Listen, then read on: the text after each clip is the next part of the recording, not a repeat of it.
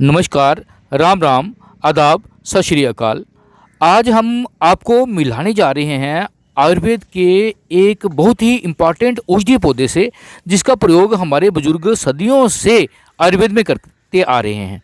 मेरे को याद है कि जब हम छोटे थे, खेलते वक्त जब कभी चोट लग जाती थी, जब शरीर पे सूजन आ जाती थी, तो हमारी दादी माँ अक्सर इसके पत्तों को लेके गर्म करके इस पे तेल लगा के शरीर पे लगा देती थी, और एक ही रात में या 2 दिन के बाद वो सूजन उतर जाती थी और बिल्कुल दर्द ठीक हो जाता था।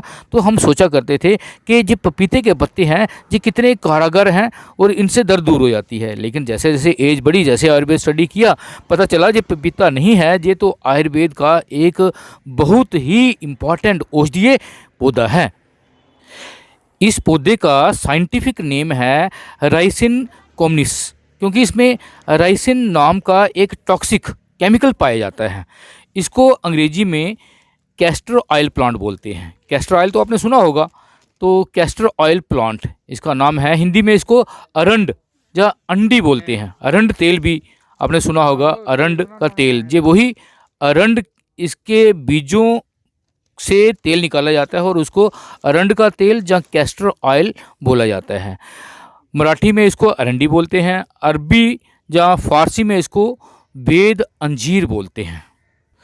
ये पौधा अपने आप ही कहीं भी उग जाता है, नदियों के किनारे, रोड के किनारे, कहीं भी आपको बड़ी आसानी से मिल जाएगा। ये पौधा 2 प्रकार का होता है, एक सफ़ेद अरंड बोलते हैं, एक लाल अरंड बोलते हैं। सफ़ेद मीन जो ग्रीन कलर का जो है उसको सफ़ेद अरंड बोलते हैं, क्योंकि इसके डंडियाँ जो है वो सफ़ेद कलर की होती हैं। और दूसरा जो लाल अरंड है वो थोड़ा जहरीला होता है। औषधि के तौर पर हम सफ़ेद यानी ग्रीन हरे अरंड का ही प्रयोग करते हैं। ये पौधा थोड़ा गर्म नेचर का होता है, इस कारण पित्त वालों के लिए ये थोड़ा लाभदायक नहीं है, लेकिन कफ वालों के लिए, जहाँ बात वालों के लिए ये बहुत ही लाभदायक है। बात रोगों के लिए तो ये एक रामबाण औषधि है। तो बात रोगों की अगर बात करें तो बात में कॉमन रोग जो है वो पेट में बाजू हो जाना, मीन पेट नीचे वाले पेट में बाजू बन जाना, कब्ज रहना, या गैंठिया, यूरिक एसिड बढ़ जाना, बवासीर या मस्से हो जाना, तो इन रोगों के लिए हम इसका प्रयोग कर सकते हैं।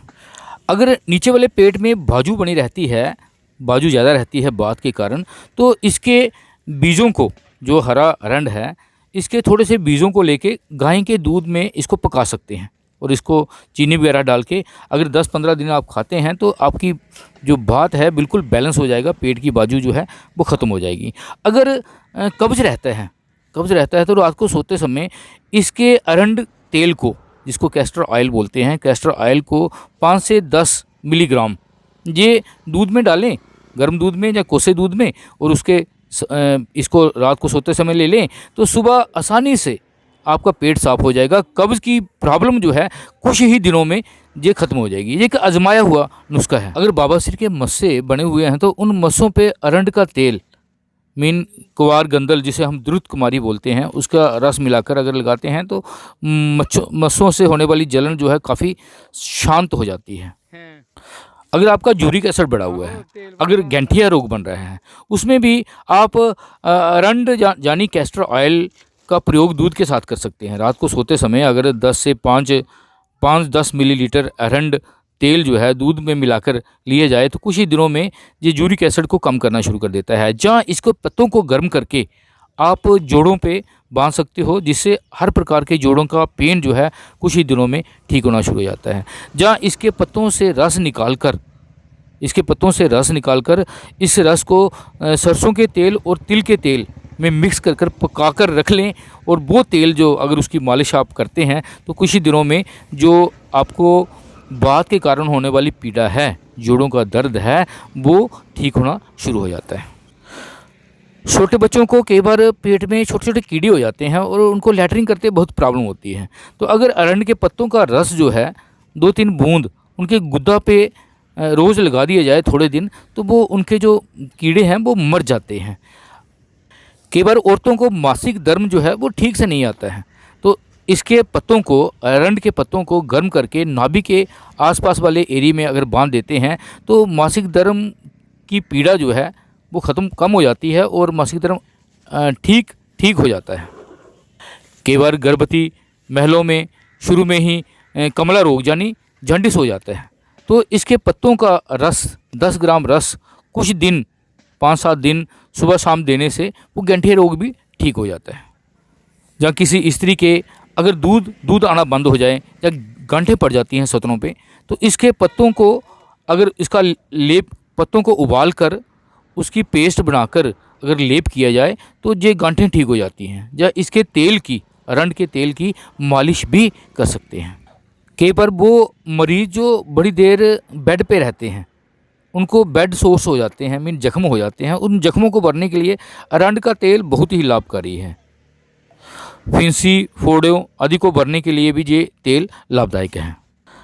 अरंड का तेल जो है मार्केट में बड़ी आसानी से आपको मिल सकता है। अरंड के जो बीज होते हैं उनके बीजों से ये तेल बनाया जाता है।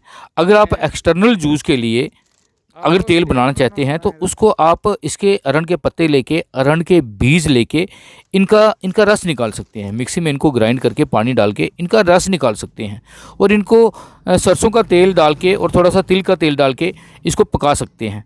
तो ये तेल अगर बोतल में भर के रख दिया जाए तो इस तेल का प्रयोग आप एक्सटर्नल यूज़ के लिए मीन फिंसियो फोड़ों के लिए, घावों के लिए, जहाँ सूजन के लिए, जहाँ बात रोगों के लिए, गैंठिया यूरिक एसिड के लिए भी कर सकते हैं। ये एक बहुत ही लाभदायक औषधि है। अरंड के बीजों को ज़्यादा खाने से, जहाँ स्पेशली लाल अरंड के बीज अगर ज़्यादा खा लिए जाएँ तो ये नशा भी पैदा करते हैं, जहाँ वोमिटिंग उल्टी भी करवा सकते हैं। तो इसको निवारण के लिए अगर ऐसा कभी हो जाता है तो कतीरा गोंद जो है ये बहुत ही अच्छा इसका निवारण है। बात रोगों के लिए मीन अगर शरीर में बात बढ़ गया है, अगर यूरिक एसिड बढ़ गया है, गैंठिया की प्रॉब्लम है, तो ये अरंड की जड़ जो है, जड़ यानी अरंड मूल जो है ये भी बहुत ही लाभदायक है।